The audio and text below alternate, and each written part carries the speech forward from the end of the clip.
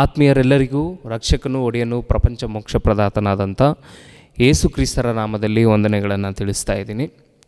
ಇವತ್ತು BBTH first ಇಯರ್ಗೆ ಸಂಬಂಧಪಟ್ಟಂಥ ಒಂದು ಅಂಶ, ಆ ಅಂಶವನ್ನು ಇವತ್ತು ನಾನು ಹೇಳ್ತಿದ್ದೇನೆ. ಆ ಅಂಶದ ಹೆಸರು ದೇವರ ಲೆಕ್ಕಗಳು. ಅಂಶದ ಹೆಸರು ದೇವರ ಲೆಕ್ಕಗಳು. ಈ ಅಂಶದಲ್ಲಿ 2 ಭಾಗಗಳನ್ನಾಗಿ ನಾವು ಮಾಡಿಕೊಳ್ಳೋಣ. 2 ಭಾಗ. ಒಂದು ಮನುಷ್ಯರ ಲೆಕ್ಕಗಳು, ಎರಡನೇದು ದೇವರ ಲೆಕ್ಕಗಳು. ಮನುಷ್ಯರ ಲೆಕ್ಕಗಳು. ಮನುಷ್ಯರ ಜೀವನ ಲೆಕ್ಕಗಳೊಂದಿಗೆ ದಿನ ಪ್ರಾರಂಭ ಆಗುತ್ತೆ ಪ್ರಿಯರೇ. ಯಾವುದೇ ವಸ್ತು ತಗೋಬೇಕಾದ್ರೂ, ಯಾವುದೇ ವಸ್ತು ಪರ್ಚೇಸ್ ಮಾಡಬೇಕಾದ್ರೂ ಅಥವಾ ಯಾವುದನ್ನು ಸೇಲ್ ಮಾಡಬೇಕಾದ್ರೂ ಮನುಷ್ಯ ಲೆಕ್ಕಾಚಾರ ಮಾಡ್ತಾನೆ. ಮುಂಜಾನೆ ಮೊದಲುಕೊಂಡು ರಾತ್ರಿಯವರೆಗೂ ಲೆಕ್ಕಾಚಾರಗಳಿಂದ ಜೀವನವನ್ನು ಸಾಗಿಸ್ತಾ ಇರ್ತಾನೆ. ಈ ಲೆಕ್ಕಾಚಾರದಲ್ಲಿ ಪ್ರವೀಣರಾಗುವುದಕ್ಕೆ ಒಂದು ಶಾಸ್ತ್ರವನ್ನು ಕಂಡುಕೊಂಡಿದ್ದಾನೆ. ಅದೇ ಗಣಿತಶಾಸ್ತ್ರ. ಈ ಶಾಸ್ತ್ರವನ್ನು ಮನುಷ್ಯ ಕಂಡುಕೊಂಡಿದ್ದಾನೆ. ಈ ಶಾಸ್ತ್ರದಲ್ಲಿ, ಗಣಿತಶಾಸ್ತ್ರದಲ್ಲಿ, ಲೆಕ್ಕಾಚಾರದಲ್ಲಿ ಪ್ರವೀಣರಾಗಬೇಕೆಂದು ಶಾಲೆಗಳು ಮೊದಲುಗೊಂಡು ವಿಶ್ವವಿದ್ಯಾಲಯದವರೆಗೆ ಇದರ ಕುರಿತಾದಂಥ ಅಭ್ಯಾಸವನ್ನು ಮನುಷ್ಯನು ಮಾಡ್ತಾ ಇದ್ದಾನೆ. ಅಂದರೆ ಮನುಷ್ಯನ ಜೀವನದಲ್ಲಿ ಬಹಳ ಪ್ರಾಮುಖ್ಯವಾದದ್ದು ಲೆಕ್ಕಾಚಾರವಾಗಿದೆ. ವಿದ್ಯೆ ಇಲ್ಲದೇ ಇರೋರಿಗೂ, ವಿದ್ಯೆ ಇದ್ದವ್ರಿಗೂ ಬೇಕಾದಂಥದ್ದು ಲೆಕ್ಕಾಚಾರ. ಹಾಗೆಯೇ ಈ ಪ್ರಕೃತಿಯಲ್ಲಿ ವಾತಾವರಣವನ್ನು ಲೆಕ್ಕ ಮಾಡೋದಕ್ಕೆ ತಿಳ್ಕೊಂಡಿದ್ದಾನೆ ಮನುಷ್ಯ. ಗಾಳಿ, ಬಿರುಗಾಳಿ, ಸುಂಟರ ಗಾಳಿ ಹೀಗೆ ಬಂದಾಗ ಗಾಳಿ ಇಷ್ಟು ವೇಗವಾಗಿ ಬರ್ತಿದೆ ಅಂತ ಎಚ್ಚರಿಕೆಯನ್ನು ಕೊಡುವಂಥದ್ದನ್ನು ನಾವು ನೋಡ್ತಾ ಇರ್ತೇವೆ. ಹಾಗೆ ಸೂರ್ಯನ ಉಷ್ಣ ಇಷ್ಟು ಡಿಗ್ರಿ ಸೆಲ್ಸಿಯಸ್ನಷ್ಟು ಬಿಸಿ ಇದ್ದಾನೆ, ಸೂರ್ಯನ ಉಷ್ಣ ಬಹಳವಿದೆ ಅಂತ ಹೇಳ್ತಿರ್ತಾರೆ. 40 ಡಿಗ್ರಿ, 50 ಡಿಗ್ರಿ, 60 ಡಿಗ್ರಿ ಸೆಲ್ಸಿಯಸ್ ಹೀಗೆ ಮನುಷ್ಯ ಸೂರ್ಯನ ಉಷ್ಣವನ್ನು ಲೆಕ್ಕ ಮಾಡ್ತಿದ್ದಾನೆ. ಹಾಗೆ ಸುನಾಮಿ ಆಗಿರ್ಬೋದು, ಭೂಕಂಪ ಆಗಿರ್ಬೋದು ಬಂದಾಗ ರೆಕ್ಟರ್ ಸ್ಕೇಲ್ನಿಂದ ಲೆಕ್ಕ ಮಾಡ್ತಾನೆ. ಭೂಕಂಪ ಸುಮಾರು 7.6 ಅಥವಾ 9.6 ಹೀಗೆ ಲೆಕ್ಕಾಚಾರ ಮಾಡ್ತಿರ್ತಾನೆ ಭೂಕಂಪದ ವಿಷಯದಲ್ಲಿ. ಮನುಷ್ಯ ಇದು ಮಾತ್ರವಲ್ಲ, ಗ್ರಹಗಳನ್ನು ಸಹ ಮನುಷ್ಯ ಲೆಕ್ಕಾಚಾರ ಮಾಡಿದ್ದಾನೆ. ನಮ್ಮ ಭೂಮಿ, ನಾವು ನಿವಾಸ ಮಾಡುವಂಥ ಭೂಮಿ, ಈ ಭೂಮಿ ಗಂಟೆಗೆ ಎಷ್ಟು ವೇಗವಾಗಿ ಸುತ್ತುತ್ತೆ, ಇದರ ವಿಸ್ತೀರ್ಣ, ಸುತ್ತಳತೆ ಎಷ್ಟಿದೆ, ಇದು ರೊಟೇಟ್ ಆಗಿ ಎಷ್ಟು ವೇಗದಲ್ಲಿ ರೊಟೇಟ್ ಆಗುತ್ತಾ ತಿರುಗುತ್ತೆ ಅಂತ ಮನುಷ್ಯ ಇದನ್ನೆಲ್ಲ ಗ್ರಹಗಳ ವಿಷಯದಲ್ಲಿ ಎಲ್ಲವನ್ನು ಲೆಕ್ಕಾಚಾರ ಮಾಡ್ಕೊಂಡಿದ್ದಾನೆ. ಈ ಭೂಮಿ ಗಂಟೆಗೆ 1,07,000 ಕಿಲೋಮೀಟರ್ ವೇಗದಷ್ಟು ಸುತ್ತುತ್ತೆ ಅಂತ ಪರಿಶೋಧನೆ ಮಾಡಿ ತಿಳ್ಕೊಂಡಿದ್ದಾನೆ. ಹಾಗೆ ಭೂಮಿಯ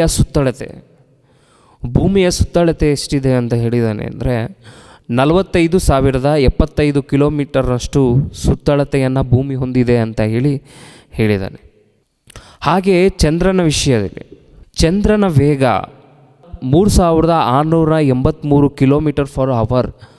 ಹಾಗೆ ಚಂದ್ರನಿಗೂ ಭೂಮಿಗೆ ಇರುವ ದೂರ, ಡಿಸ್ಟೆನ್ಸ್ ಎಷ್ಟು ಕಿಲೋಮೀಟರ್ ಇದೆ ಅಂತ ಹೇಳಿದ್ದಾರೆ ಅಂದರೆ 3,82,500 ಕಿಲೋಮೀಟರ್ನಷ್ಟು ದೂರ ಇದೆ ಅಂತೆ ಚಂದ್ರನಿಗೂ ಮತ್ತು ಭೂಮಿಗೂ. ಲೆಕ್ಕಗಳನ್ನು ಮಾಡಿದ್ದಾನೆ, ಇಷ್ಟು ದೂರ ಇದೆ ಚಂದ್ರನಿಗೆ ಮತ್ತು ಭೂಮಿಗೆ. ಹಾಗೆ ಸೂರ್ಯನನ್ನು ಕುರಿತು, ಸೂರ್ಯನಿಗೂ ಭೂಮಿಗೂ ಇರುವಂಥ ದೂರ ಎಷ್ಟು ಗೊತ್ತಾ? 149 ಮಿಲಿಯನ್ ಕಿಲೋಮೀಟರ್ನಷ್ಟು ದೂರ ಅಂತೆ. ಅಂದರೆ 14,96,00,000 ಕಿಲೋಮೀಟರ್ಗಳಷ್ಟು ದೂರ ಇದೆ ಅಂತೆ ಭೂಮಿಗೂ ಮತ್ತು ಸೂರ್ಯನಿಗೂ ಇರುವಂಥ ದೂರ. ಹೀಗೆ ಸೌರಮಂಡಲದಲ್ಲಿ ಇರುವಂಥ ಎಲ್ಲ ಗ್ರಹಗಳನ್ನು ಕುರಿತು, ಎಲ್ಲ ಉಪಗ್ರಹಗಳನ್ನು ಕುರಿತು ವಿಚಾರ ಮಾಡಿಕೊಂಡು ತಿಳ್ಕೊಂಡಿದ್ದಾನೆ. ಇಷ್ಟಿಷ್ಟು ದೂರ ಇದೆ, ಇಷ್ಟಿಷ್ಟು ದೂರ ಇದೆ ಅಂತ ಹೇಳಿ. ಅಂದರೆ ಚಿಕ್ಕ ಒಂದು ಅಂಗಡಿ ಮೊದಲುಗೊಂಡು ಅಂತರಿಕ್ಷದಲ್ಲಿರುವ ಗ್ರಹಗಳವರೆಗೆ ಮನುಷ್ಯ ಲೆಕ್ಕಾಚಾರ ಮಾಡ್ಕೊಳ್ತಾ ಇದ್ದಾನೆ. ಅದಕ್ಕೆ ಇದರಲ್ಲಿ ಮನುಷ್ಯ ಪ್ರವೀಣನಾಗಬೇಕು, ಉತ್ತೀರ್ಣನಾಗಬೇಕು ಅಂತ ತವಕ ಪಡ್ತಿದ್ದಾರೆ. 10 ರೂಪಾಯಿ ಮೊದಲುಗೊಂಡು ಕೋಟ್ಯಾಂತರ ರೂಪಾಯಿಗಳವರೆಗೆ, ಸಾಮಾನ್ಯರು ಮೊದಲುಗೊಂಡು ಶ್ರೀಮಂತರವರೆಗೆ ಎಲ್ಲರಿಗೂ ಅವಶ್ಯಕತೆ ಆದಂಥದ್ದು ಈ ಲೆಕ್ಕಾಚಾರ, ಲೆಕ್ಕಗಳು. ಆದುದರಿಂದ ಮನುಷ್ಯನು ಈ ಲೆಕ್ಕಗಳ ವಿಷಯದಲ್ಲಿ ನಿಪುಣನಾಗಬೇಕು, ಪ್ರವೀಣರಾಗಬೇಕೆಂದು ಇದರ ವಿಷಯದಲ್ಲಿ ವಿದ್ಯಾಭ್ಯಾಸವನ್ನು ಮಾಡ್ತಾಯಿದ್ದಾರೆ. ಇದರಲ್ಲಿ ಪ್ರಾಮುಖ್ಯರಾದಂಥವರು, ಇದರಲ್ಲಿ ಮುಖ್ಯರಾದಂಥವರು ಕೆಲವರು ಕರೆಯಲ್ಪಡ್ತಾ ಇದ್ದಾರೆ. ಇದರಲ್ಲಿ ಪ್ರವೀಣರಾದಂಥವರಲ್ಲಿ ಒಬ್ಬರು the great mathematician Srinivas Ramanujan. ಇವರನ್ನು ದಿ ಗ್ರೇಟ್ ಮ್ಯಾಥಮೆಟಿಷಿಯನ್ ಎಂದು ಕರೆಯುತ್ತಾರೆ. ಹಾಗೆಯೇ ಹ್ಯೂಮನ್ ಕ್ಯಾಲ್ಕುಲೇಟರ್ ಅಂತೇಳಿ ಶಕುಂತಲಾ ದೇವಿಯನ್ನು ಕರೀತಾ ಇದ್ದಾರೆ. ಯಾಕೆ ಅಂದರೆ ನಾವು ಲೆಕ್ಕಗಳನ್ನು ಮಾಡುವುದಕ್ಕೆ ಕ್ಯಾಲ್ಕುಲೇಟರ್ಗಳನ್ನು ಅಥವಾ ಫೋನಲ್ಲಿರುವಂತಹ ಕ್ಯಾಲ್ಕುಲೇಟರ್ಗಳನ್ನು ಬಳಸ್ತೇವೆ. ಆದರೆ ಹೀಗೆ ಬ್ರೈನನ್ನು ಒಂದು ಕ್ಯಾಲ್ಕುಲೇಟರ್ ಮಿಷನ್ ಆಗಿ ಅಷ್ಟು ವೇಗವಾಗಿ ಕ್ಯಾಲ್ಕುಲೇಟ್ ಮಾಡ್ತಾರಂತೆ. ಅದಕ್ಕೆ ಈಕೆಗೆ ಹ್ಯೂಮನ್ ಕ್ಯಾಲ್ಕುಲೇಟರ್ ಅಂತ ಹೇಳಿ ಬಿರುದು ಕೊಟ್ಟಿದ್ದಾರೆ. ಅಷ್ಟು ವೇಗವಾಗಿ ಈಕೆ ಲೆಕ್ಕಗಳನ್ನು ಮಾಡ್ತಾರಂತೆ. ಅಂದರೆ ಮನುಷ್ಯರು ಲೆಕ್ಕಾಚಾರ ಮಾಡುವುದರಲ್ಲಿ ಪ್ರವೀಣರಾಗ್ತಾ ಇದ್ದಾರೆ, ನಿಪುಣರಾಗ್ತಾ ಇದ್ದಾರೆ. ಹಾಗೆ ಮಹಾಜ್ಞಾನಿಗಳು, ಪಂಡಿತರು ಎಂದು ಕರೆಯಲ್ಪಡ್ತಿರುವಂತಹ ಚಾರ್ಲೆಸ್ ಬ್ಯಾಬೇಜ್ ಆಗಿರ್ಬೋದು, ಹಾಗೆ ಆರ್ಯಭಟ್ಟ ಆಗಿರ್ಬೋದು, ಆಲ್ಬರ್ಟ್ ಐನ್ಸ್ಟೀನ್ ಆಗಿರ್ಬೋದು, ಇವರೆಲ್ಲ ಜ್ಞಾನಿಗಳು, ಪಂಡಿತರು, ಪಿತಾಮಹಗಳೆಂದು ಕರೆಯಲ್ಪಡ್ತಾ ಇದ್ದಾರೆ. ಮನುಷ್ಯ ಇಷ್ಟೆಲ್ಲ ಬೆಳೆದು ಮುಂದುವರೆದು ಅಭಿವೃದ್ಧಿ ಹೊಂದಿ ಒಳ್ಳೆಯ ಸ್ಥಾನವನ್ನು, ಆರೋಗ್ಯದ ಪರಿಜ್ಞಾನವನ್ನು, ನೆನಪಿನ ಶಕ್ತಿಯನ್ನು ಇದನ್ನೆಲ್ಲ ಪಡ್ಕೊಂಡಿದ್ದಾನೆ ಅಂದರೆ ಇದನ್ನೆಲ್ಲ ಯಾರು ಕೊಟ್ಟರು? ಇಷ್ಟೊಂದು ಅದ್ಭುತವಾದಂಥ ನಿರ್ಮಾಣವನ್ನು ಯಾರು ಮಾಡಿದ್ರು? ಮಾನವನು ಒಂದು ಆಲೋಚನೆ ಇಷ್ಟು ವೇಗವಾಗಿ ಮಾಡ್ತಿದ್ದಾನೆ ಅಂದರೆ ಈ ಒಂದು ಜ್ಞಾನ ಯಾರು ಕೊಟ್ಟರು ಅಂತ ಹೇಳಿ ಮನುಷ್ಯ ಆಲೋಚನೆ ಮಾಡದೆ, ತಿಳ್ಕೊಳ್ಳದೆ ಹೋಗ್ತಿದ್ದಾನೆ. ಇಷ್ಟೊಂದು ಲೆಕ್ಕಾಚಾರ ಮಾಡುತ್ತಿರುವಂಥ ಮನುಷ್ಯ ಈ ಬೆಳೆಯುಳ್ಳ ಜೀವನವನ್ನು ಯಾರು ಕೊಟ್ಟರು ಅಂತ ಮಾತ್ರ ತಿಳ್ಕೊಳ್ಳದೆ ಹೋಗ್ತಾ ಇದ್ದಾನೆ. ಇದು ಬಹಳ ವಿಚಾರಕರ. ಆದ್ದರಿಂದಲೇ ಈ ಅಂಶವನ್ನು ನಾವು ತಿಳ್ಕೊಳ್ಬೇಕಾಗಿದೆ. ದೇವರ ಲೆಕ್ಕಗಳು. ಮನುಷ್ಯರು ಇಷ್ಟೆಲ್ಲ ಲೆಕ್ಕಾಚಾರ ಮಾಡಿ ತಿಳ್ಕೊಳ್ತಿದ್ದಾರೆ, ಆದರೆ ದೇವರಿಗೂ ಕೂಡ ಲೆಕ್ಕಗಳಿವೆ. ದೇವರು ಕೂಡ ಲೆಕ್ಕ ಮಾಡ್ತಾರೆ. ದೇವರು ಯಾವುದನ್ನು ಲೆಕ್ಕ ಮಾಡ್ತಾರೆ, ದೇವರ ಲೆಕ್ಕಗಳು ಹೇಗಿರ್ತವೆ ಅನ್ನುವಂಥದ್ದನ್ನು ನಾವು ಯೋಚನೆ ಮಾಡೋಣ. ಆದಿಕಾಂಡ 15ನೇ ಅಧ್ಯಾಯ 5ನೇ ವಚನ. ಆದಿಕಾಂಡ 15ನೇ ಅಧ್ಯಾಯ 5ನೇ ವಚನ. ಆಕಾಶದ ಕಡೆಗೆ ನೋಡು, ನಕ್ಷತ್ರಗಳನ್ನು ಲೆಕ್ಕಿಸುವುದು ನಿನ್ನಿಂದಾದರೆ ಲೆಕ್ಕಿಸು. ಅಬ್ರಹಾಮನಿಗೆ ದೇವರು ಹೇಳ್ತಿದ್ದಾರೆ, ಆಕಾಶದ ಕಡೆಗೆ ನೋಡು, ಆಕಾಶದಲ್ಲಿರುವಂಥ ನಕ್ಷತ್ರಗಳನ್ನು ನೀನು ಲೆಕ್ಕಿಸೋದಕ್ಕಾಗುತ್ತಾ, ಲೆಕ್ಕಿಸಬಲ್ಲೆಯ? ಅಬ್ರಹಾಮನಿಗೆ ದೇವರು ಹೇಳುವಂಥದ್ದು. ಆಕಾಶದ ಕಡೆಗೆ ಕಣ್ಣೆತ್ತಿ ನೋಡಿ, ನಕ್ಷತ್ರಗಳನ್ನು ಲೆಕ್ಕಿಸೋದಕ್ಕಾಗುತ್ತಾ? ಇಷ್ಟೊಂದು ಅಭಿವೃದ್ಧಿ ಹೊಂದಿ ಇಷ್ಟು ಬೆಳೆದಂಥ ಮನುಷ್ಯ ನಕ್ಷತ್ರಗಳನ್ನು ಲೆಕ್ಕಿಸೋದಕ್ಕಾಗತ್ತಾ ಅಂದರೆ ಬಹಳ ಕಷ್ಟ. ನಕ್ಷತ್ರಗಳನ್ನು ಲೆಕ್ಕಿಸೋದು ಆಗುತ್ತೆ, ಬಹಳ ಕಷ್ಟ. ಹಾಗೆಯೇ ಇನ್ನೊಂದು ವಚನವನ್ನು ನೋಡ್ಕೊಳ್ಳೋಣ. ಕೀರ್ತನೆಗಳ ಗ್ರಂಥ 147ನೇ ಅಧ್ಯಾಯ 4ನೇ ವಚನ. ಕೀರ್ತನೆಗಳ ಗ್ರಂಥ 147ನೇ ಅಧ್ಯಾಯ 4ನೇ ವಚನ. ಆತನು ನಕ್ಷತ್ರಗಳ ಸಂಖ್ಯೆಯನ್ನು ಗೊತ್ತು ಮಾಡಿ ಪ್ರತಿಯೊಂದಕ್ಕೆ ಹೆಸರಿಟ್ಟಿದ್ದಾನೆ ಅಂತೆ. ದೇವರು ಯಾವುದನ್ನು ಲೆಕ್ಕಿಸ್ತಾ ಇದ್ದಾನೆ? ನಕ್ಷತ್ರಗಳನ್ನು ಲೆಕ್ಕಿಸ್ತಾ ಇದ್ದಾನೆ. ಮನುಷ್ಯನಿಗೆ ನಕ್ಷತ್ರಗಳನ್ನು ಲೆಕ್ಕಿಸುವುದು ಬಹಳ ಕಷ್ಟ. ಆದರೆ ದೇವರು ನಕ್ಷತ್ರಗಳನ್ನು ಲೆಕ್ಕಿಸಿ ಅವುಗಳಿಗೆ ಹೆಸರಿಟ್ಟಿದ್ದಾನಂತೆ.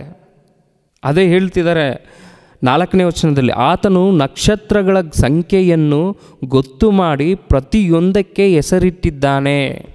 ಪ್ರತಿಯೊಂದಕ್ಕೆ ಹೆಸರಿಟ್ಟಿದ್ದಾನಂತೆ. ನಕ್ಷತ್ರಗಳು, ಎಷ್ಟು ನಕ್ಷತ್ರಗಳು ನಮಗೆ ಕಾಣಿಸ್ತಾ ಇದ್ದಾವೋ, ಕಾಣಿಸುವುದಕ್ಕೂ ಕಾಣಿಸದೇ ಇರುವುದಕ್ಕೂ ದೇವರು ಅವುಗಳಿಗೆ ಹೆಸರಿಟ್ಟಿದ್ದಾನಂತೆ. ನಮ್ಮ ಕಣ್ಣಿಗೆ ಕಾಣಿಸೋದು ಬಹಳ ಕಮ್ಮಿ ಪ್ರಿಯರೇ, ಆದರೆ ನಕ್ಷತ್ರಗಳು, ನಕ್ಷತ್ರ ಮಂಡಲ ಬಹಳ ದೊಡ್ಡದು. ಆ ಸಂಖ್ಯೆ ಎನ್ನುವಂಥದ್ದು ದೇವರಿಗೆ ಮಾತ್ರ ಗೊತ್ತಿದೆ. ದೇವರು ಅವುಗಳನ್ನು ಲೆಕ್ಕಿಸಿದಾನಂತೆ. ಆದರೆ ಮನುಷ್ಯರಿಗೆ ಅದು ಲೆಕ್ಕಿಸುವುದು ಬಹಳ ಕಷ್ಟ. ಅದು ಮನುಷ್ಯರ ಕೈಯಲ್ಲೇ ಆಗದೇ ಇರುವಂಥದ್ದು. ಹಾಗೆಯೇ ಯೆಶಾಯನ ಗ್ರಂಥ 40ನೇ ಅಧ್ಯಾಯ 26ನೇ ವಚನ. ಯೆಶಾಯನ ಗ್ರಂಥ 40ನೇ ಅಧ್ಯಾಯ 26ನೇ ವಚನ. ನಿಮ್ಮ ಕಣ್ಣುಗಳನ್ನು ಮೇಲಕ್ಕೆತ್ತಿಕೊಂಡು ನೋಡಿರಿ, ಈ ನಕ್ಷತ್ರಗಳನ್ನು ಸೃಷ್ಟಿಸಿದಾತನು ಯಾರು? ಆ ಸೈನ್ಯವನ್ನು ಲೆಕ್ಕಕ್ಕೆ ಸರಿಯಾಗಿ ಮುಂದರಿಸುತ್ತಾನಲ್ಲ, ಎಲ್ಲವನ್ನೂ ಹೆಸರೆತ್ತಿ ಕರೆಯುತ್ತಾನೆ.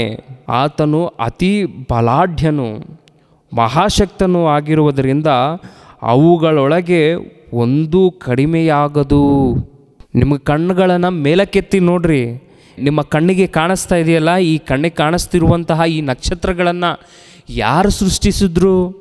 ಸೃಷ್ಟಿಕರ್ತನಾದಂಥ ಯೆಹೋವ ದೇವರು, ನಮ್ಮ ತಂದೆಯಾದಂಥ ದೇವರು ಅದಕ್ಕೆಲ್ಲ ಹೆಸರಿಟ್ಟು ಕರೀತಿದ್ದಾನಂದರೆ ನಮಗೆ ಗೊತ್ತಿರುವಂಥ ಹೆಸರುಗಳು ಎಷ್ಟಿರುತ್ತೆ ಪ್ರಿಯರೇ? ನಮಗೆ 10, 50, 100, 200 ಅಷ್ಟು ಹೆಸರುಗಳು ನಮಗೆ ನೆನಪಿರುತ್ತೆ.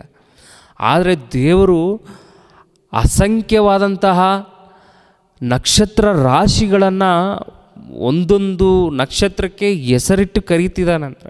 ಅಂದರೆ ದೇವರ ಲೆಕ್ಕಾಚಾರ ನೋಡಿ, ದೇವರ ಲೆಕ್ಕ ಹೀಗಿದೆ, ಇಷ್ಟು ಅಸಂಖ್ಯವಾಗಿದೆ. ಮನುಷ್ಯರ ಕೈಯಲ್ಲಿ ಆಗದೇ ಇರುವಂಥದ್ದು ದೇವರು ಮಾಡಿರುವಂಥ ಸೃಷ್ಟಿ. ಹಾಗೆಯೇ ಯೋಬನ ಗ್ರಂಥ 38ನೇ ಅಧ್ಯಾಯ 31, 32ನೇ ವಚನವನ್ನು ನೋಡಿಕೊಳ್ಳೋಣ. ಯೋಬನ ಗ್ರಂಥ 38ನೇ ಅಧ್ಯಾಯ 31, 32ನೇ ವಚನ. ನೀನು ಕೃತಿಕೆಯ ಸರಪಣಿಯನ್ನು ಬಿಗಿದು ಮೃಗಶಿರದ ಬಂಧವನ್ನು ಬಿಚ್ಚುವೆಯಾ? ಆಯಾ ಸಮಯದಲ್ಲಿ ನಕ್ಷತ್ರ ರಾಶಿಗಳನ್ನು ಬರಮಾಡುವೆಯೋ? ಸಪ್ತಕ್ಷಿ ನಕ್ಷತ್ರಗಳನ್ನು ಪರಿವಾರದೊಡನೆ ನಡೆಸುವೆಯಾ? ಖಗೋಳದ ಕಟ್ಟಳೆಗಳನ್ನು ತಿಳಿದುಕೊಂಡಿದೆಯೋ? ಅದರ ಆಳಿಕೆಯನ್ನು ಭೂಮಿಯಲ್ಲಿ ಸ್ಥಾಪಿಸಿದ್ದೀಯಾ? ಇಲ್ಲಿ 5 ವಿಷಯಗಳನ್ನು ದೇವರು ಕೇಳ್ತಿದ್ದಾರೆ. ನೀನು ಕೃತಿಕೆಯ ಸರಪಟ್ಟಿಯನ್ನು ಬಿಗಿದು ಮೃಗಶಿರದ ಬಂಧವನ್ನು ಬಿಚ್ಚುವೆಯಾ? ಆಯಾ ಸಮಯದಲ್ಲಿ ನಕ್ಷತ್ರ ರಾಶಿಗಳನ್ನು ಬರಮಾಡುವೆಯಾ? ಸಪ್ತಕ್ಷಿ ನಕ್ಷತ್ರಗಳನ್ನು ಪರಿವಾರದೊಡನೆ ನಡೆಸುವೆಯಾ? ಖಗೋಳದ ಕಟ್ಟಳೆಗಳನ್ನು ತಿಳಿದುಕೊಂಡಿದ್ದೀಯಾ?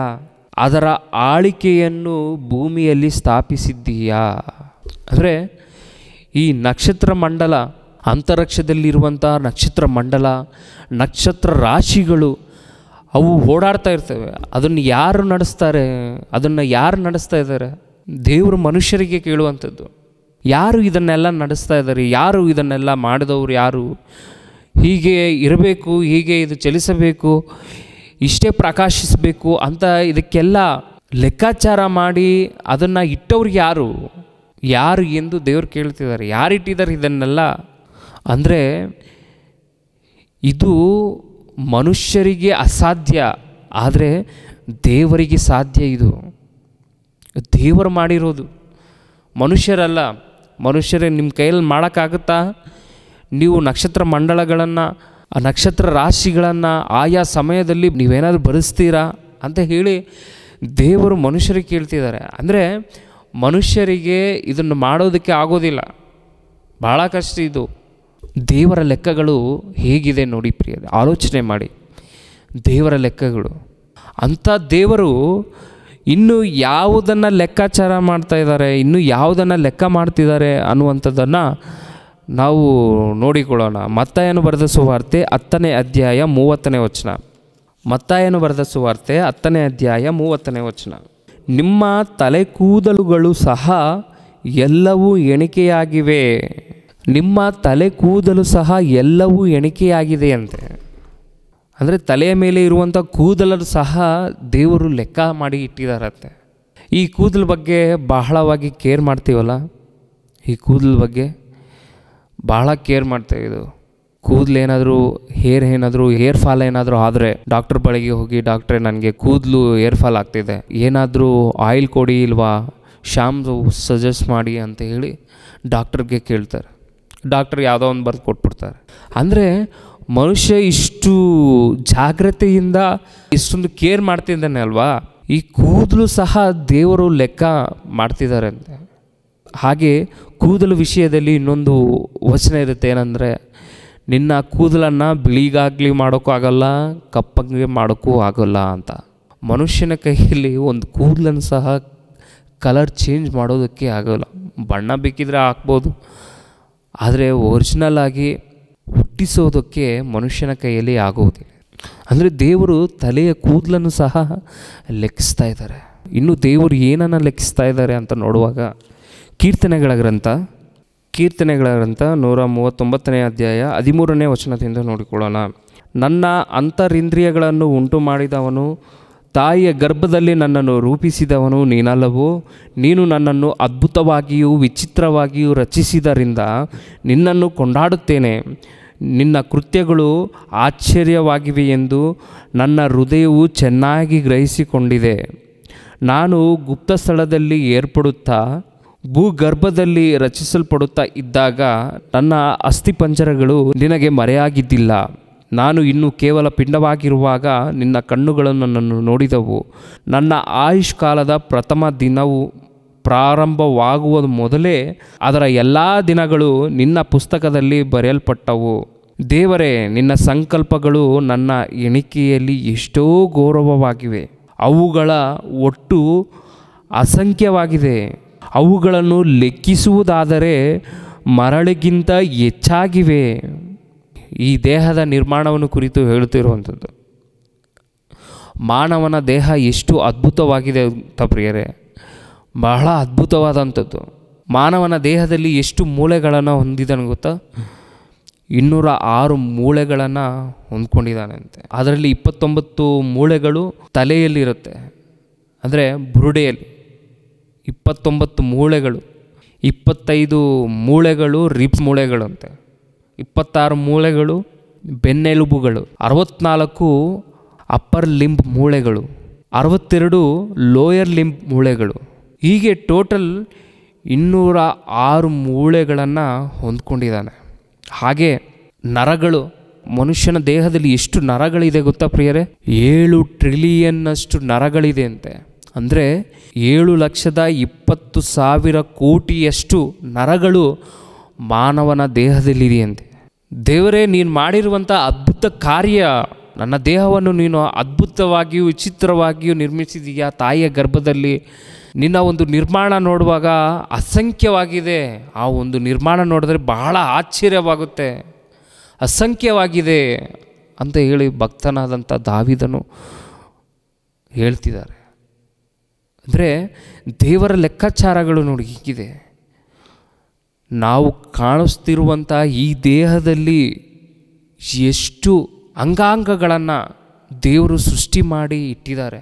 ಅಷ್ಟೊಂದು ಅಸಂಖ್ಯವಾದಂಥ ನರಗಳು ನಮ್ಮ ದೇಹದಲ್ಲಿ ಇದ್ದಾವೆ. ಅಂದರೆ ಈ ದೇಹ ಎಷ್ಟು ಅದ್ಭುತವಾದಂಥ ನಿರ್ಮಾಣ. ಮನುಷ್ಯನ ಕೈಯಲ್ಲಿ ಇಷ್ಟೊಂದು ಸಂಖ್ಯೆಯಿಂದ ಈ ಒಂದು ದೇಹವನ್ನು ನಿರ್ಮಾಣ ಮಾಡೋದಕ್ಕಾಗುತ್ತಾ?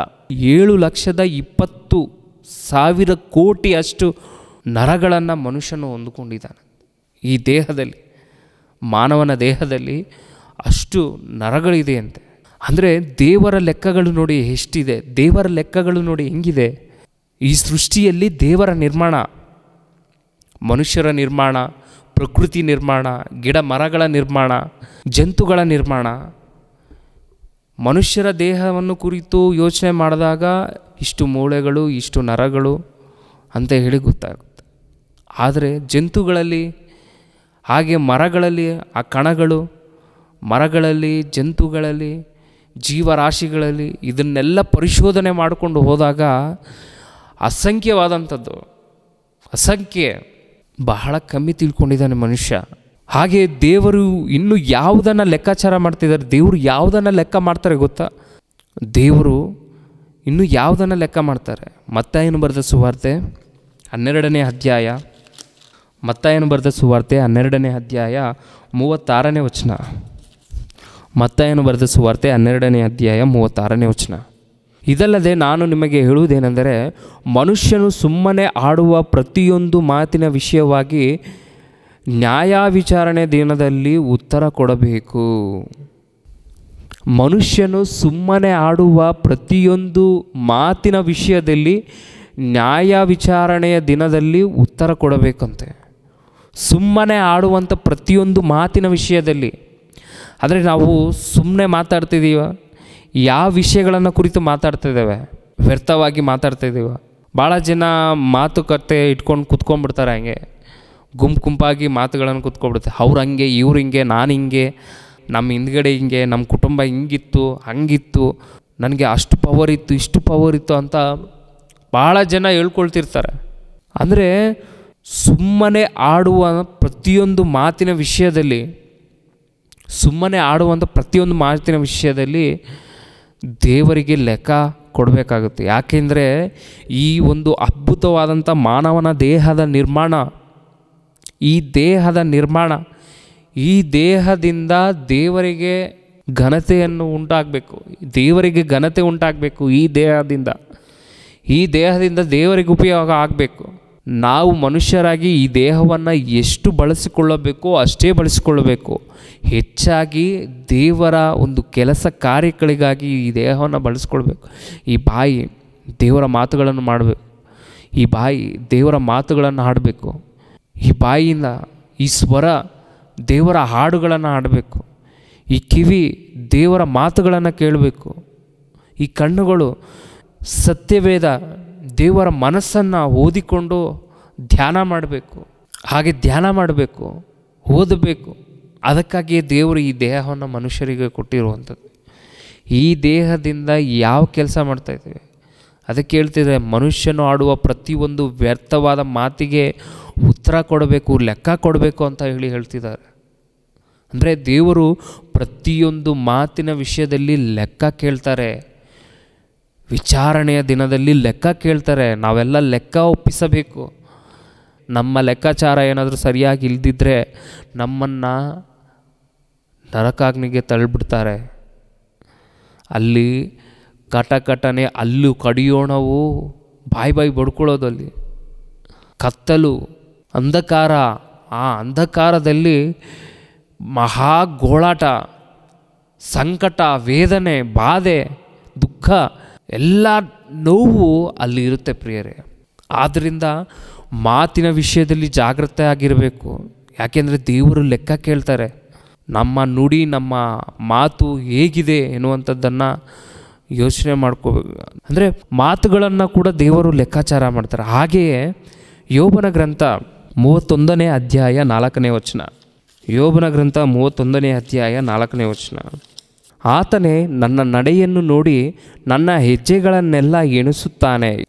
ಆತನೇ ನನ್ನ ನಡೆಯನ್ನು ನೋಡಿ ನನ್ನ ಹೆಜ್ಜೆಗಳನ್ನೆಲ್ಲ ಎಣಿಸುತ್ತಾನೆ. ಭಕ್ತನಾದಂಥ ಯೋಬನು ಹೇಳ್ತಿದ್ದಾನೆ, ದೇವರು ನನ್ನ ನಡತೆಯನ್ನು ನೋಡ್ತಾರೆ, ನನ್ನ ನಡೆಯನ್ನು ನೋಡ್ತಾರೆ, ನನ್ನ ಪ್ರತಿಯೊಂದು ಹೆಜ್ಜೆಯನ್ನು ಎಣಿಸ್ತಾರೆ.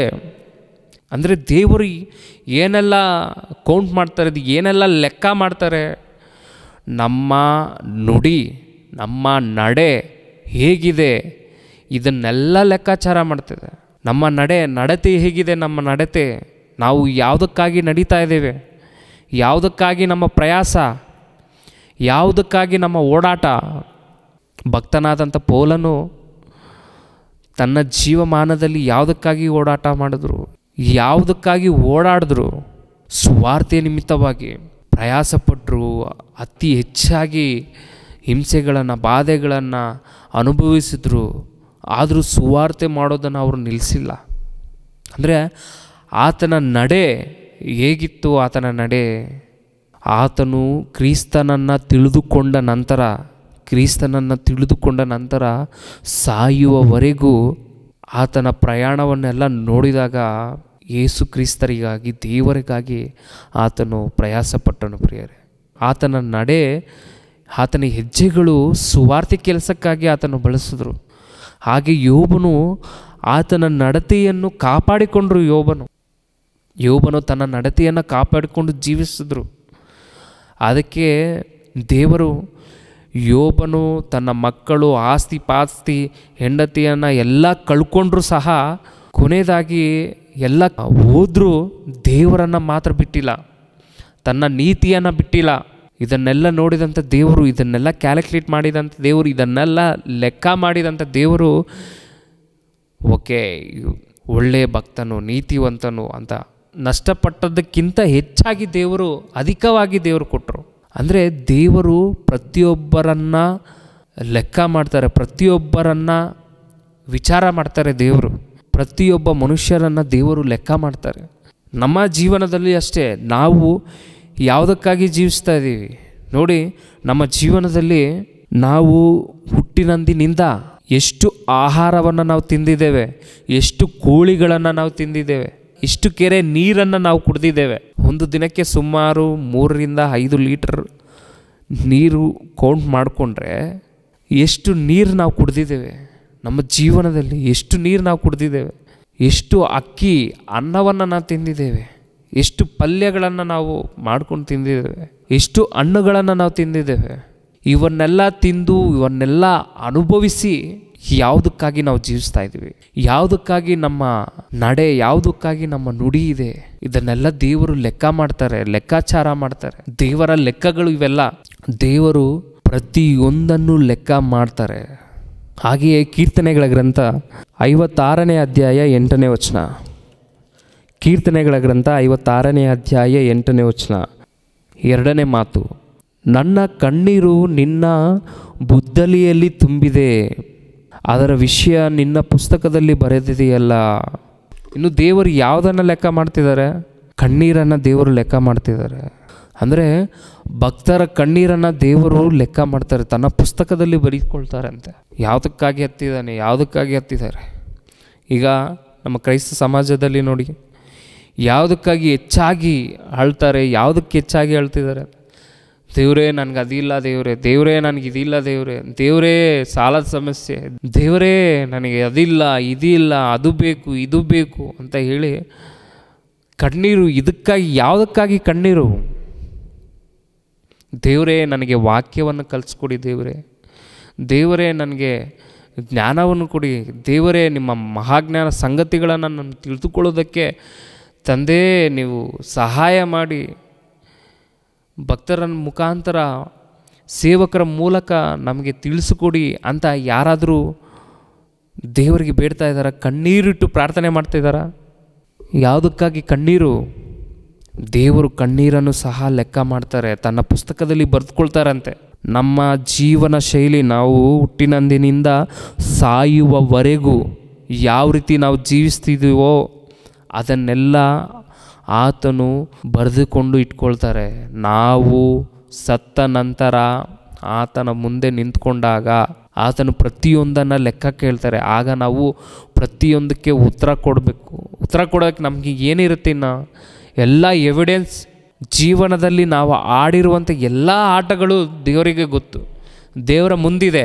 ಎಲ್ಲ ಎವಿಡೆನ್ಸ್ ವಿತ್ ವಿಡಿಯೋ, ಆಡಿಯೋ ಎಲ್ಲ ಎವಿಡೆನ್ಸ್ ದೇವರ ಹತ್ರ ಇದೆ. ಇನ್ನು ನಾವು ಯಾವ ರೀತಿ ದೇವರಿಗೆ ಉತ್ತರ ಕೊಡೋದಕ್ಕಾಗುತ್ತೆ?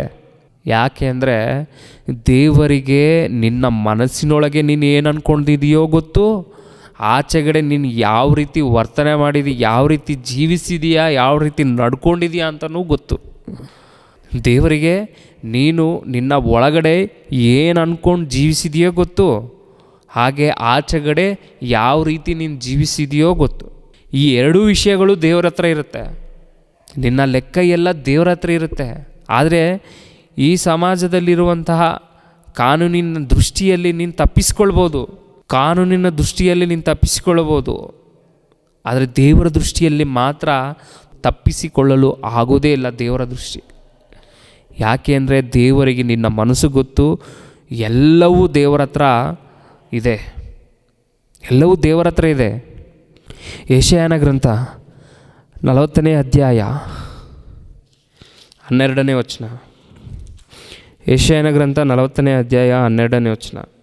ಇನ್ನು ದೇವರು ಯಾವುದನ್ನು ಲೆಕ್ಕ ಮಾಡ್ತಾರೆ ಅನ್ನುವಂಥದ್ದನ್ನು ನೋಡುವಾಗ, ಯಾವನು ಸಾಗರ ಸಮುದ್ರಗಳನ್ನು ಸೆರೆಯಿಂದ ಅಳತೆ ಮಾಡಿದನು, ಯಾವನು ಆಕಾಶ ಮಂಡಲದ ಪರಿಮಾಣವನ್ನು ಗೇಣಿನಿಂದ ನಿರ್ಮಿಸಿದನು, ಭೂಲೋಕದ ಮಣ್ಣನ್ನೆಲ್ಲ ಕೊಳಗಕ್ಕೆ ತುಂಬಿದವನು ಯಾರು, ಬೆಟ್ಟಗಳನ್ನು ತ್ರಾಸಿನಿಂದ ಗುಡ್ಡಗಳನ್ನು ತಕ್ಕಡಿಯಿಂದಲೂ ತೂಗಿಸಿದವನು ಯಾರು. ಸಾಗರ ಸಮುದ್ರಗಳನ್ನು ಸೆರೆಯಿಂದ ಅಳತೆ ಮಾಡ್ತಿದ್ದಾರಂತೆ, ಹಾಗೆ ಆಕಾಶ ಮಂಡಲದ ಪರಿಮಾಣವನ್ನು ಗೇಣಿನಿಂದ ಅಳತೆ ಮಾಡ್ತಿದ್ದಾರಂತೆ, ಭೂಲೋಕದ ಮಣ್ಣನ್ನೆಲ್ಲ ಕೊಳಗಕ್ಕೆ ತುಂಬಿಸಿ ಅದನ್ನ ಲೆಕ್ಕ ಮಾಡ್ತಿದ್ದಾರಂತೆ, ಹಾಗೆ ಬೆಟ್ಟವನ್ನ ತ್ರಾಸಿನಿಂದ ಗುಡ್ಡವನ್ನ ತಕ್ಕಡಿಯಿಂದ, ಗುಡ್ಡವನ್ನು ತಕ್ಕಡಿಯಿಂದ ಅದನ್ನು ತೂಕಿಸ್ತಾ ಇದ್ದಾರೆ ಅಂತೆ. ಲೆಕ್ಕಾಚಾರ ಎನ್ನುವಂಥದ್ದು ಎಲ್ಲಿ ಪ್ರಾರಂಭವಾಗಿದೆ? ದೇವರಿಂದಲೇ ಪ್ರಾರಂಭವಾಗಿದೆ ಲೆಕ್ಕಾಚಾರ. ಲೆಕ್ಕ ಮಾಡುವಂಥದ್ದು ದೇವರಿಂದನೇ ಪ್ರಾರಂಭವಾಗಿದೆ. ದೇವರು ಲೆಕ್ಕ ಮಾಡುವಂಥ ವಿಧಾನವನ್ನು ನೋಡಿ ಪ್ರಿಯರೇ, ಆಲೋಚನೆ ಮಾಡಿ. ಹೀಗೆ ದೇವರು ಮನುಷ್ಯನಿಗಾಗಿ ನಿರ್ಮಾಣ ಮಾಡಿದಂಥ ಅಣು ಮೊದಲುಗೊಂಡು ಪರಮಾಣುವರೆಗೆ ಎಲ್ಲವನ್ನು ದೇವರು ಲೆಕ್ಕ ಮಾಡಿ ಕೊಟ್ಟಿದ್ದಾರೆ. ಇವನ್ನೆಲ್ಲ ದೇವರು ಲೆಕ್ಕ ಮಾಡಿ ಕೊಟ್ಟಿದ್ದಾರೆ. ಯಾಕೆ ಲೆಕ್ಕ ಮಾಡಿ ಕೊಟ್ಟಿದ್ದಾರೆ ಗೊತ್ತಾ? ದೇವರು ಇವನ್ನೆಲ್ಲ ಯಾಕೆ ಲೆಕ್ಕ ಮಾಡಿ ಕೊಟ್ಟಿದ್ದಾರೆ ಗೊತ್ತಾ? ಹಿಬ್ರಿಯರಿಗೆ ಬರೆದ ಪತ್ರಿಕೆ 4ನೇ ಅಧ್ಯಾಯ 13ನೇ ವಚನ. ಹಿಬ್ರಿಯರಿಗೆ ಬರೆದ ಪತ್ರಿಕೆ 4ನೇ ಅಧ್ಯಾಯ 13ನೇ ವಚನ. ನಾವು ಯಾವಾತನಿಗೆ ಲೆಕ್ಕ ಒಪ್ಪಿಸಬೇಕಾಗಿದೆಯೋ ಅಂದರೆ ಮನುಷ್ಯರು ದೇವರಿಗೆ ಲೆಕ್ಕ ಒಪ್ಪಿಸಬೇಕು. ಯಾವಾತನಿಗೆ ಲೆಕ್ಕ ಒಪ್ಪಿಸಬೇಕಾಗಿದೆಯೋ, ಯಾರಿಗೆ ಲೆಕ್ಕ ಒಪ್ಪಿಸಬೇಕು? ನಾವು ಯಾವಾತನಿಗೆ ಲೆಕ್ಕ ಒಪ್ಪಿಸಬೇಕು? ದೇವರಿಗೆ ಲೆಕ್ಕ ಒಪ್ಪಿಸಬೇಕು. ಭೂಮಿಯ ಮೇಲೆ ಇರುವಂಥ ಪ್ರತಿಯೊಬ್ಬ ಮನುಷ್ಯ ದೇವರಿಗೆ ಲೆಕ್ಕ ಒಪ್ಪಿಸಬೇಕು. ದೇವರು ಇದನ್ನೆಲ್ಲ ಲೆಕ್ಕ ಮಾಡಿ ಮನುಷ್ಯರಿಗೆ ಯಾಕೆ ಕೊಟ್ಟಿದ್ದಾರೆ ಗೊತ್ತಾ? ಯಾಕೆ ಅಂದರೆ ಮನುಷ್ಯರು ತಿರುಗಿ ದೇವರಿಗೆ ಲೆಕ್ಕ ಒಪ್ಪಿಸಬೇಕು. ತಂದೆ ತಾಯಿಗಳು ಮಕ್ಕಳಿಗೆ ದುಡ್ಡನ್ನು ಕೊಡ್ತಾರೆ, 100 ರೂಪಾಯಿ ಕೊಡ್ತಾರೆ. 100 ರೂಪಾಯಿ ಕೊಟ್ಟ ನಂತರ ಮಕ್ಕಳು ಅದನ್ನು ಬಳಸಿದ ನಂತರ ಮಗನೇ ಏನೇನು ತೊಗೊಂಡೆ ನೀನು, ಏನೇನು ಮಾಡಿದೆ ಈ 100 ರೂಪಾಯಿಯಿಂದ ಅಂತ ಹೇಳಿ ತಂದೆ ತಾಯಿಗಳು ಮಕ್ಕಳಿಗೆ ಲೆಕ್ಕ ಕೇಳ್ತಾರೆ. ಯಾವುದಕ್ಕಾಗಿ ಬಳಸಿದೆಯಾ ನೀನು ಇದನ್ನು ಅಂತ ಹೇಳಿ ತಂದೆ ತಾಯಿಗಳು ಮಕ್ಕಳಿಗೆ ಕೇಳುವುದು.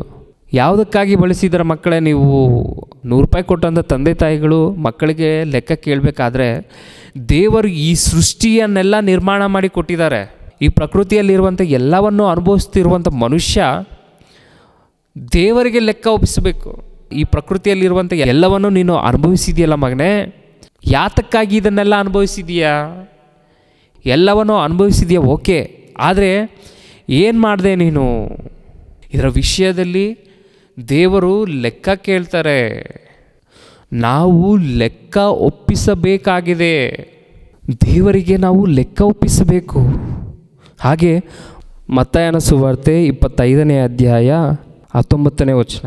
ಬಹುಕಾಲದ ಮೇಲೆ ಆ ಆಳುಗಳ ದಣಿಯು ಬಂದು ಅವರಿಂದ ಲೆಕ್ಕ ತೆಗೆದುಕೊಳ್ಳಲು 5 ತಲಾಂತು ಹೊಂದಿದವನು ಮುಂದೆ ಬಂದು ಇನ್ನೂ 5 ತಲಾಂತು ತಂದು, ಸ್ವಾಮಿ, ನೀನು 5 ತಲಾಂತನ್ನು ನನಗೆ ಕೊಟ್ಟಿದ್ದೀಯಲ್ಲ, ಹೀಗೋ ಇನ್ನೂ 5 ತಲಾಂತು ಸಂಪಾದಿಸಿದ್ದೇನೆ ಅಂದನು. ಅವನ ದಣಿಯು, ಬಲ ನಂಬಿಗಸ್ತನಾದ ಒಳ್ಳೆ ಆಳು ನೀನು, ಸ್ವಲ್ಪ ಕೆಲಸದಲ್ಲಿ ನಂಬಿಗಸ್ತನಾಗಿದ್ದಿ, ದೊಡ್ಡ ಕೆಲಸದಲ್ಲಿ ನಿನ್ನನ್ನು ಇಡುತ್ತೇನೆ, ನಿನ್ನ ದಣಿಯ ಸೌಭಾಗ್ಯದಲ್ಲಿ ಸೇರು ಅಂದನು. ಆಗ 2 ತಲಾಂತು ಹೊಂದಿದವನು ಮುಂದಕ್ಕೆ ಬಂದು, ಸ್ವಾಮಿ, 2 ತಲಾಂತು ನನಗೆ ಒಪ್ಪಿಸಿದ್ದೀಯಲ್ಲ, ಹೀಗೋ ಇನ್ನೂ 2 ತಲಾಂತು ಸಂಪಾದಿಸಿದ್ದೇನೆ ಅಂದನು. ಅವನ ದಣಿಯು ಅವನಿಗೆ, ಬಲ ನಂಬಿಗಸ್ತನಾದ ಒಳ್ಳೆ ಆಳು ನೀನು, ಸ್ವಲ್ಪ ಕೆಲಸದಲ್ಲಿ ನಂಬಿಗಸ್ತನಾಗಿದ್ದಿ, ದೊಡ್ಡ ಕೆಲಸದಲ್ಲಿ ನಿನ್ನನ್ನು ಇಡುತ್ತೇನೆ, ನಿನ್ನ ದಣಿಯ ಸೌಭಾಗ್ಯದಲ್ಲಿ ಸೇರು ಎಂದು ಹೇಳಿದನು. ತರುವಾಯ 1 ತಲಾಂತು ಹೊಂದಿದವನು ಸಹ ಮುಂದೆ ಬಂದು, ಸ್ವಾಮಿ, ನೀನು ಕಠಿಣ ಮನುಷ್ಯನು, ನೀನು ಬಿತ್ತದಿರುವಲ್ಲಿ ಕೊಯ್ಯುವವನು, ನೀನು ತೂರದಿರುವಲ್ಲಿ ರಾಶಿ ಮಾಡಿಕೊಳ್ಳುವವನು ಎಂದು ತಿಳಿದು ಹೆದರಿಕೊಂಡು ಹೋಗಿ ನಿನ್ನ ತಲಾಂತನ್ನು ಭೂಮಿಯಲ್ಲಿ ಬಚ್ಚಿಟ್ಟೆನು, ಹೀಗೋ ನಿನ್ನದು ನಿನಗೆ ಸಂದಿದೆ ಅಂದನು. ಆಗ ಅವನ ದಣಿಯು ಅವನಿಗೆ, ಮೈಗಳ್ಳನಾದ ಕೆಟ್ಟ ಆಳು ನೀನು, ನಾನು ಬಿತ್ತದಿರುವುದಲ್ಲಿ ಕೊಯ್ಯುವವನು, ತೂರದಿರುವಲ್ಲಿ ರಾಶಿ ಮಾಡಿಕೊಳ್ಳುವವನು ಎಂದು ತಿಳಿದಿದ್ದೀಯಾ? ಹಾಗಾದರೆ ನೀನು ನನ್ನ ಹಣವನ್ನು ಸಾಹುಕಾರರಲ್ಲಿ ಬಡ್ಡಿಗೆ ಹಾಕಬೇಕಾಗಿತ್ತು. ನಾನು ಬಂದು ನನ್ನದನ್ನು ಬಡ್ಡಿ ಸಹಿತ ಪಡೆದುಕೊಳ್ಳುತ್ತಿದ್ದೆನು ಎಂದು ಹೇಳಿ ತನ್ನ ಸೇವಕನಿಗೆ ಅವನಿಂದ ಆ ತಲಾಂತು ತೆಗೆದು 10 ತಲಾಂತು ಇದ್ದವನಿಗೆ ಕೊಡಿರಿ, ಇದ್ದವರಿಗೆಲ್ಲ ಕೊಡಲ್ಪಡುವುದು, ಅವರಿಗೆ ಮತ್ತೂ ಹೆಚ್ಚಾಗುವುದು, ಇಲ್ಲದವನ ಕಡೆಯಿಂದ ಇದ್ದದ್ದು ತೆಗೆಯಲ್ಪಡುವುದು, ಮತ್ತು ಕೆಲಸಕ್ಕೆ ಬಾರದ ಆ ಆಳನ್ನು ಹೊರಗೆ ಕತ್ತಲೆಗೆ ಹಾಕಿಬಿಡಿರಿ ಎಂದು ಹೇಳಿದನು. ಅಲ್ಲಿ ಗೋಳಾಟವು, ಕಟಕಟನೆ, ಹಳ್ಳು ಕಡಿಯೋಣವು ಇರುವವು. ಇಲ್ಲಿ ಒಬ್ಬ ಯಜಮಾನನು ಒಬ್ಬ ವ್ಯಕ್ತಿಗೆ 5 ತಲಾಂತನ್ನು ಕೊಟ್ಟಿರ್ತಾನೆ, ಇನ್ನೊಂದು ವ್ಯಕ್ತಿಗೆ 2 ತಲಾಂತನ್ನು ಕೊಟ್ಟಿರ್ತಾನೆ. ಇನ್ನೊಂದು ವ್ಯಕ್ತಿಗೆ 1 ತಲಾಂತನ ಕೊಟ್ಟಿರ್ತಾನೆ. ಇಲ್ಲಿ 5 ತಲಾಂತನ್ನ ತಗೊಂಡಿರುವಂಥ ವ್ಯಕ್ತಿ 5ಕ್ಕೆ 5 ಸಂಪಾದಿಸಿ ಕೊಟ್ಬಿಡ್ತಾನೆ. ಹಾಗೆ 2 ತಲಾಂತು ಹೊಂದಿರುವವನು 2ಕ್ಕೆ 2 ತಲಾಂತನ್ನು ಸಂಪಾದಿಸ್ತಾನೆ. ಆದರೆ 3ನೇವನು 1 ತಲಾಂತು ಕೊಟ್ಟರೆ ಆ 1 ತಲಾಂತನ್ನು ಏನು ಮಾಡಿದಾನಂದರೆ, ನೀನು ಕಠಿಣವಾದ ಮನುಷ್ಯನು, ನೀನು ತೂಕದಿರುವಲ್ಲಿ ರಾಶಿ ಮಾಡಿಕೊಳ್ಳುವವನು ಎಂದು ಹೇಳ್ತಾನೆ. ಅಂದರೆ 1 ತಲಾಂತು ಹೊಂದಿರುವಂಥ ಮನುಷ್ಯರು ಹೇಗಿರ್ತಾರೆ ಅಂತ ನೋಡಿದಾಗ, ಈ ಭೂಮಿ ಮೇಲೆ ಬಂದ ನಂತರ ಮನುಷ್ಯರು ದೇವರಿಗೆ ಕೇಳುವಂಥ ಕ್ವಶನ್ಸ್ ಹೇಗಿರುತ್ತೆ ಗೊತ್ತಾ? ಇರೋದೇ ಒಂದು ಜೀವನ, ಈ ಜೀವನದಲ್ಲಿ ದೇವರಿಗೆ ಇಷ್ಟ ಬಂದಂತೆ ನಾವು ಜೀವಿಸ್ಬೇಕಂತೆ. ಈ ಜೀವನದಲ್ಲಿ ದೇವರಿಗೆ ಇಷ್ಟ ಬಂದಂತೆ ನಾವು ಜೀವಿಸ್ಬೇಕಂತೆ. ನಮಗಿಷ್ಟ ಬಂದಂತೆ ನಾವು ಜೀವಿಸಬಾರ್ದಂತೆ, ದೇವರಿಗಿಷ್ಟ ಬಂದಂತೆ ಜೀವಿಸ್ಬೇಕಂತೆ ಅಂತ ಹೇಳಿ ದೇವರ ಮೇಲೆ ನಿಂದೆಯನ್ನು ಹಾಕ್ತಿದ್ದಾರೆ. ದೇವರ ಮೇಲೆ ನಿಂದೆಗಳನ್ನು, ಎಂಥ ದೇವರು ಈತನು, ಒಳ್ಳೆ ಜೀವಿತವನ್ನು ಕೊಟ್ಟಿದ್ದಾನಂತೆ, ಈ ಭೂಮಿಯನ್ನು ನಮಗೋಸ್ಕರ ನಿರ್ಮಾಣ ಮಾಡಿದಾನಂತೆ, ನಿರ್ಮಾಣ ಮಾಡಿ ಅದರಲ್ಲಿ ನಮ್ಮನ್ನು ಕಳಿಸಿದಾನಂತೆ, ಕಳಿಸಿದ ನಂತರ ಇದರಲ್ಲಿ ನಾವು ಆತನಿಗೋಸ್ಕರ ಜೀವಿಸ್ಬೇಕಂತೆ, ಆಗ ನಮಗೆ ಒಳ್ಳೆಯ ಸ್ಥಾನವನ್ನು ಕೊಡ್ತಾನಂತೆ ಅಂತ ಹೇಳಿ ಮನುಷ್ಯರು ಈ ರೀತಿಯಲ್ಲಿ ದೇವರನ್ನು ನಿಂದಿಸ್ತಾ ಇದ್ದಾರೆ. ಅಂತಹ ಆಲೋಚನೆಗಳು ಉಳ್ಳಂಥವನು ಈ 1 ತಲಾಂತು ಹೊಂದಿಕೊಂಡಿರೋನು. 1 ತಲಾಂತನ್ನು ಯಜಮಾನನ ಕೊಟ್ಟರೆ ಆ 1 ತಲಾಂತನ್ನು 1ಕ್ಕೆ 1 ಸಂಪಾದಿಸದೆ ಅವನ ಕೈಯಲ್ಲಿ ಆಗದೆ ಅವನು ಏನು ಮಾಡ್ದ, ಅದನ್ನು ಹೋಗಿ ಊತಾಕ್ಬಿಟ್ಟು ಮತ್ತೆ ಯಜಮಾನನ ಕೇಳಿದಾಗ ಇದನ್ನು ಕೊಟ್ಬಿಡೋಣ ಅಂತ ಹೇಳಿ ತೊಗೊಂಬಂದು ಎಷ್ಟು ಕೊಟ್ಟಿದ್ದಾನೋ ಅಷ್ಟು ತಿರುಗಿ ಕೊಟ್ಬಿಟ್ಟಿದ್ದಾನೆ. ದೇವರು ಭೂಮಿಯಲ್ಲಿ ಮನುಷ್ಯನಿಗೆ ಅದ್ಭುತವಾದಂಥ ನಿರ್ಮಾಣವನ್ನು ದೇವರು ಕೊಟ್ಟಿದ್ದಾರೆ. ಈ ಅದ್ಭುತವಾದಂಥ ನಿರ್ಮಾಣವನ್ನು, ಈ ಪ್ರಕೃತಿಯೆಲ್ಲ ದೇವರು ಕೊಟ್ಟಿರಬೇಕಾದ್ರೆ ನಾವು ಇದನ್ನೆಲ್ಲ ಬಳಸ್ಕೊಂಡು ದೇವರಿಗೆ ನಾವು ಉಪಯೋಗ ಆಗಬೇಕು, ದೇವರಿಗೆ ಲಾಭವಾಗಬೇಕು. ದೇವರಿಗೆ ಏನು ಲಾಭ, ಏನಾಗಬೇಕು? ಲಾಭ ಬರಬೇಕು, ಮನುಷ್ಯರಿಂದ ದೇವರಿಗೆ ಲಾಭ ಆಗಬೇಕು. ಆದರೆ ಮನುಷ್ಯರಿಂದ ದೇವರಿಗೆ ಲಾಭ ಇದೆಯಾ ಅಥವಾ ನಷ್ಟ ಇದೆಯಾ? ಮನುಷ್ಯರಿಂದ ದೇವರಿಗೆ ನಷ್ಟ ಇದೆ ಪ್ರಿಯರೇ, ನಷ್ಟವಾಗಿದೆ ದೇವರಿಗೆ. ಈ 3 ವ್ಯಕ್ತಿಗಳ ವಿಷಯದಲ್ಲಿ ಆಲೋಚನೆ ಮಾಡಿ. ಯಜಮಾನನ ಕೊಟ್ಟಿದ್ದು ಅದಕ್ಕೆ ಲಾಭವನ್ನು ತಗೊಂಬಂದು ಕೊಟ್ಟಿದ್ದಾರೆ, ಆದರೆ ಒಬ್ಬ ಮಾತ್ರ ಏನು ಲಾಭನೇ ಇಲ್ಲ. ಲಾಭ ಇಲ್ದಿರೋ ವ್ಯಕ್ತಿ ಇವನು ಕೆಲಸಕ್ಕೆ ಬಾರ್ದನೋ ಅಂತೇಳಿ ರಿಜೆಕ್ಟ್ ಮಾಡಿಬಿಡ್ತಾರೆ. ಹಾಗೆಯೇ ಪ್ರಿಯರೇ, ಈ ಪ್ರಪಂಚವನ್ನು, ಈ ಭೂಮಿಯ ಮೇಲೆ ಈ ಪ್ರಪಂಚವನ್ನು 4 ಸಾಮ್ರಾಜ್ಯಗಳು ಆಳುತ್ತೆ. ಅದರಲ್ಲಿ ಒಂದು ಬ್ಯಾಬಿಲೋನ್ ಸಾಮ್ರಾಜ್ಯ. ಈ ಬ್ಯಾಬಿಲೋನ್ ಸಾಮ್ರಾಜ್ಯದಲ್ಲಿ ಚಕ್ರವರ್ತಿ ಆಗಿರುವಂಥ ನೆಬೂಕದ್ನೆಚ್ಚರನು, ಈ ನೆಬೂಕದ್ನೆಚ್ಚರನ ಮಗನು ಏನು ಮಾಡ್ತಾನೆ ಅಂದರೆ, ತಂದೆ ನೆಬೂಕದ್ನೆಚ್ಚರನು ಯೆರೂಸಲೇಮಿನಲ್ಲಿರುವಂತಹ ಎಲ್ಲ ವಸ್ತುಗಳನ್ನು ತಗೊಂಬಂದು ಇಟ್ಕೊಂಡಿರ್ತಾನೆ. ಈ ನೆಬೂಕದ್ನೆಚ್ಚರ ಮಗನು ಏನು ಮಾಡ್ತಾನೆ ಅಂದರೆ, ತನ್ನ ರಾಜ್ಯದ ಮುಖಂಡರಲ್ಲಿ 1000 ಮಂದಿಗೆ ಔತಣವನ್ನು ಸಿದ್ಧ ಮಾಡ್ತಾನೆ. ಈ ಔತಣದಲ್ಲಿ ನೆಬೂಕದ್ನೆಚ್ಚರನ ಮಗನು ದ್ರಾಕ್ಷಾರಸವನ್ನು ಕುಡಿದು ಅವರೆಲ್ಲರ ಎದುರುಗಡೆ ದ್ರಾಕ್ಷಾರಸವನ್ನು ಕುಡಿತಾ ಇರ್ತಾನೆ. ಇವರೆಲ್ಲರೂ ನೋಡಬೇಕಾದ್ರೆ ಯೆರೂಸಲೇಮ್ ದೇವಾಲಯದಿಂದ ತಂದಂಥ ಆ ಪಾತ್ರೆಗಳನ್ನು ಬಳಸಿಕೊಂಡು ಅದರಲ್ಲಿ ದ್ರಾಕ್ಷಾರಸವನ್ನು ಹಾಕಿಕೊಂಡು ಅವರೆಲ್ಲರ ಎದುರುಗಡೆ ಕುಡಿತಾನೆ ಪ್ರಿಯರೇ, ದ್ರಾಕ್ಷಾರಸವನ್ನು ಕುಡಿತಾನೆ. ಇದು ದೇವರು ನೋಡ್ತಾರೆ, ದೇವರ ಮಂದಿರಕ್ಕಾಗಿ ಉಪಯೋಗಿಸಿದಂಥ ಆ ವಸ್ತುಗಳನ್ನು ಇವನು ಯಾವುದಕ್ಕಾಗಿ ಬಳಸಿದಾನೆ? ದ್ರಾಕ್ಷಾರಸ ಕುಡಿಯೋದಕ್ಕೆ. ಅದಕ್ಕೆ ಇದನ್ನು ನೋಡಿದಂಥ ದೇವರು ಅವನನ್ನು ಏನು ಮಾಡ್ತಾರೆ ಗೊತ್ತಾ? ದಾನಿಯೇಲನ ಗ್ರಂಥ 5ನೇ ಅಧ್ಯಾಯ 23ನೇ ವಚನ. ಪರಲೋಕದ ಒಡೆಯನಿಗೆ ವಿರುದ್ಧವಾಗಿ ನಿನ್ನನ್ನು ಹೆಚ್ಚಿಸಿಕೊಂಡಿ, ಆತನ ಆಲಯದ ಪಾತ್ರೆಗಳನ್ನು ಸನ್ನಿಧಿಗೆ ತಂದರಲ್ಲ. ನೀನು ನಿನ್ನ ರಾಜ್ಯದ ಮುಖಂಡರ ಮತ್ತು ಪತ್ನಿಯರ ಸಂಗಡ ಅವುಗಳಲ್ಲಿ ದ್ರಾಕ್ಷಾರಸವನ್ನು ಕುಡಿದು ಬುದ್ಧಿ, ಕಣ್ಣು, ಕಿವಿ ಇಲ್ಲದ ಬೆಳ್ಳಿ, ಬಂಗಾರ, ತಾಮ್ರ, ಕಬ್ಬಿಣ, ಮರ, ಕಲ್ಲುಗಳ ದೇವರುಗಳನ್ನು ಸ್ತುತಿಸಿದ್ದಿ. ಆದರೆ ನಿನ್ನ ಪ್ರಾಣವು ಯಾರ ಕೈಯಲ್ಲಿದೆಯೋ, ನಿನ್ನ ಸ್ಥಿತಿಗತಿಗಳು ಯಾರ ಅಧೀನವೋ ಆ ದೇವರನ್ನು ಘನಪಡಿಸಲೇ ಇಲ್ಲ. ಹೀಗಿರಲು ಆ ಹಸ್ತವು ದೇವರ ಸನ್ನಿಧಿಯಿಂದ ಬಂದು ಈ ಬರಹವು ಬರೆಯಿತು. ಬರೆದ ಬರಹವೂ ಇದೆ. ಮೆನೆ ಮೆನೆ ತೆಕೆಲ್ ಉಫಾರ್ಸಿಸ್. ಇದರ ಅರ್ಥವು ಹೀಗಿದೆ. ಮೆನೆ ಅಂದರೆ ದೇವರು ನಿನ್ನ ಆಳಿಕೆಯ ಕಾಲವನ್ನು ಲೆಕ್ಕಿಸಿ ಕೊನೆಗಾಣಿಸುತ್ತಾನೆ. ಟೆಕೇಲ್ ಅಂದರೆ ನೀನು ತಕ್ಕಡಿಯಲ್ಲಿ ತೂಗಾಡಲ್ಪಟ್ಟು ಕಡಿಮೆಯಾಗಿ ಕಂಡು ಬಂದಿದ್ದಿ. ಅವನು ದೇವರ ದೃಷ್ಟಿಯಲ್ಲಿ ಬಹುದೊಡ್ಡ ಪಾಪವನ್ನು ಮಾಡ್ತಾನೆ. ಯೆರೂಸಲೇಮಿನಲ್ಲಿ ದೇವರ ಆಲಯದಲ್ಲಿರುವಂಥ ಪಾತ್ರೆಗಳನ್ನು ಅವನು ತಗೊಂಡು ಬಂದು ಅವರ ಕಣ್ಣೆದುರಿಗೆ ಆ ಪಾತ್ರೆಗಳಲ್ಲಿ ದ್ರಾಕ್ಷಾರಸವನ್ನು ಹಾಕಿಕೊಂಡು ಅವರ ಪತ್ನಿ ಉಪಪತ್ನಿಯರೊಟ್ಟಿಗೆ ಕುಡಿದು ಕುಣಿದಾಡ್ತಾನೆ. ಇದನ್ನು ನೋಡಿದಂಥ ದೇವರು ಕೇಳ್ತಿದ್ದಾನೆ, ನೀನು ನನ್ನನ್ನು ಘನಪಡಿಸಲಿಲ್ಲ, ಅವರ ಮುಂದೆ ನನ್ನನ್ನು ಅವಮಾನಪಡಿಸಿದ್ದೀಯಾ. ಈಗ ಯೆರೂಸಲೇಮ್ ದೇವಾಲಯ ಯಾರಿಗಾಗಿ ಕಟ್ಟಿದ್ದು? ದೇವರಿಗಾಗಿ ಕಟ್ಟಿದ್ದು. ಆ ದೇವಾಲಯದಲ್ಲಿ ಇರುವಂಥ ವಸ್ತುಗಳು ಯಾರ್ದು? ದೇವರದು. ದೇವರಿಗಾಗಿ ಆ ವಸ್ತುಗಳನ್ನು ಇಟ್ಟಿದ್ದಾರೆ. ಆ ಒಂದು ವಸ್ತುಗಳನ್ನು ತಗೊಂಡು ಬಂದು ಬಳಸ್ಕೊಂಡು ಕುಡಿದ್ನಂದರೆ ಈಗ ಅಲ್ಲಿರುವಂಥವರೆಲ್ಲರೂ ಅದನ್ನು ನೋಡಿದ್ದಾರೆ. ಅಲ್ಲಿರುವಂಥವರೆಲ್ಲರೂ ಅದನ್ನು ನೋಡಿದ್ದಾರೆ. ಈಗ ಅವರ ದೃಷ್ಟಿಯಲ್ಲಿ ಏನು ಬೀಳುತ್ತೆ? ಈಗ ಯೆರೂಸಲೇಮ್ ದೇವಾಲಯದಿಂದ ತಂದಂಥ ಈ ಪಾತ್ರೆಗಳಲ್ಲಿ ಈ ಮನುಷ್ಯ ಕುಡಿತಿದ್ದಾನಂದರೆ ದೇವರು ಸುಮ್ಮನೆ ಇದ್ದಾನೆ, ಅಂದರೆ ದೇವರ ಶಕ್ತಿ ಇಲ್ಲ, ದೇವರ ಶಕ್ತಿ ಇಲ್ಲ ಅಂತ ಹೇಳಿ ಆ ಮನುಷ್ಯರೆಲ್ಲ ಅಂದ್ಕೊಳ್ತಾರಲ್ವ? ಅಂದ್ಕೊಳ್ತಾರ ಇಲ್ವಾ? ಯೆಹೋವ ದೇವರನ್ನು ಯಾವ ದೃಷ್ಟಿಯಿಂದ ನೋಡ್ತಾರೆ? ಈಗ ಯಾವ ದೃಷ್ಟಿಯಲ್ಲಿ ನೋಡ್ತಾರೆ? ಅವರೆಲ್ಲರ ಎದುರುಗಡೆ ಏನು ಮಾಡ್ತಾನೆ? ಆ ಪಾತ್ರೆಗಳಿಂದ ದ್ರಾಕ್ಷಾರಸವನ್ನು ಕುಡಿತಾನೆ. ದೇವರಿಗೆ ಘನತೆ ಸಲ್ಲಿಸಬೇಕಾದಂಥ ಅವನು ದೇವರಿಗೆ ಭಿನ್ನವಾಗಿ ದೇವರನ್ನು ಅವಮಾನ ಮಾಡ್ತಾನೆ. ದೇವರಿಗೆ ಅವಮಾನ ಮಾಡಿದಂಥ ಆ ವ್ಯಕ್ತಿಯನ್ನು ದೇವರು ಏನು ಮಾಡಿದ್ರು? ಒಂದು ಬರಹವನ್ನು ಗೋಡೆ ಮೇಲೆ ಬರೆಸ್ತಾರೆ. ಏನು ಆ ಬರಹ?